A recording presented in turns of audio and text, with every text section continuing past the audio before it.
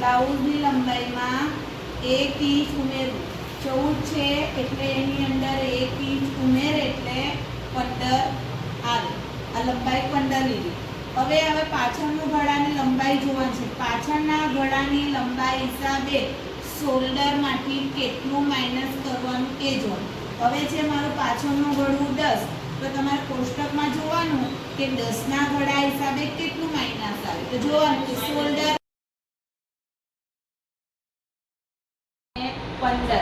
હવે શોલ્ડરમાં ઉપર કઈ રીતે લેવાનું કે કોષ્ટકમાં જોવાનું કે આપણે 10 ઇંચનું ગળું બનાવવું છે, તો કોષ્ટકમાં જોઈએ કે 10ના ગળા હિસાબે શોલ્ડર -2 એટલે શોલ્ડરનું અડધું કરવાનું. શોલ્ડર 14 છે, 14નું અડધું 7, 7 માટે 2 માઇનસ કરે એટલે 5. તો અહીંયાથી 5 લેવાનું છે. હવે મેં તમને લખાયેલું છે કે મૂંઢો ઉતરવા માટે એટલે જ્યાં નીચે ઉતરવાનો ભાગ આવે એ ફિક્સ છે બધા માટે કે શોલ્ડરનું અડધું -2, અડધો ઇંચ પ્લસ એટલે તમારે અહીંયા 5 આવ્યું અને નીચે ઉતરે એટલે 5.5 લેવાનું. ચલો અહીંયા 5.5 મૂંઢો ઉતરવા માટે 5.5 થી. હવે જ્યાં તમે આ નીચે ઉતાર્યા છે ત્યાંથી ત્યાં આગળ આપણે અપર ચેસ્ટ લેવાની. અપર ચેસ્ટ કેટલી છે? 31.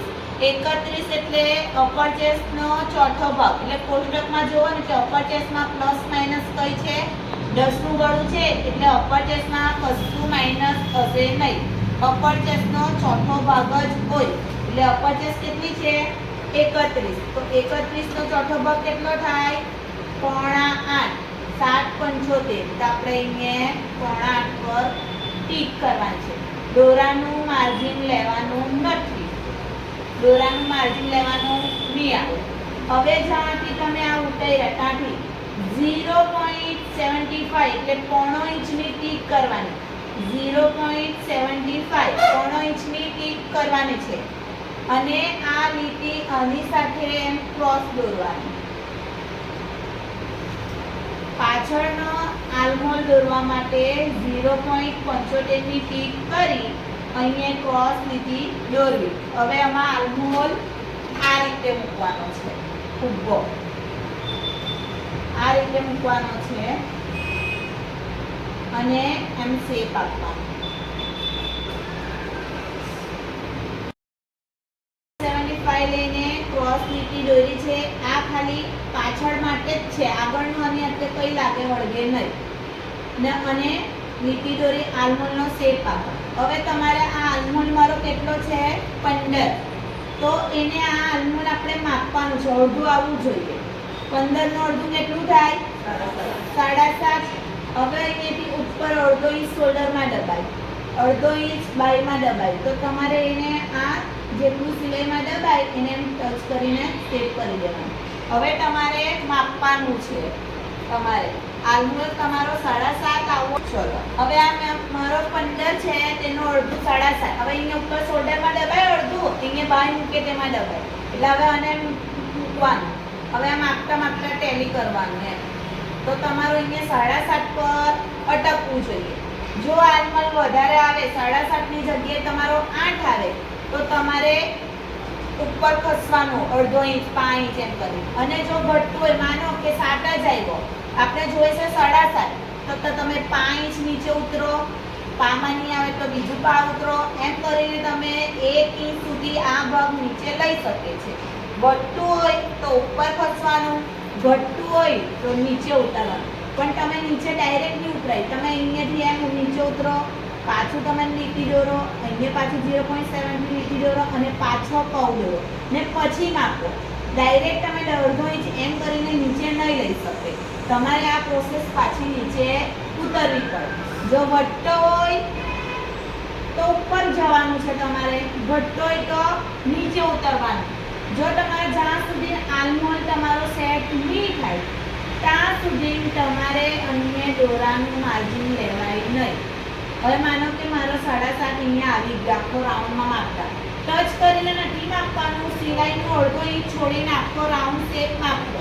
મારું 7.5 આવી ગયું પછી તમારે 1.5 ઇંચ માર્જિનનું ઉમેરવું.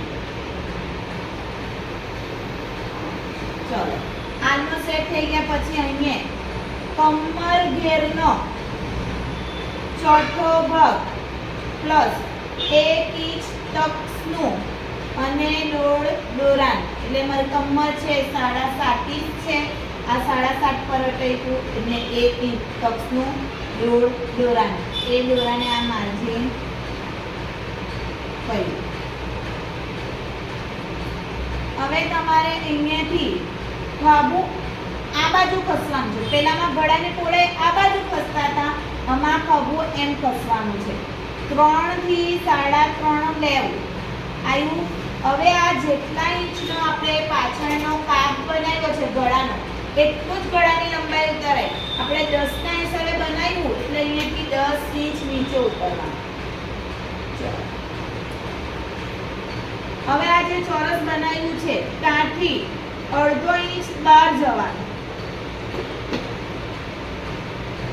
ને તમારે ગળાનો શેપ આપવાનો.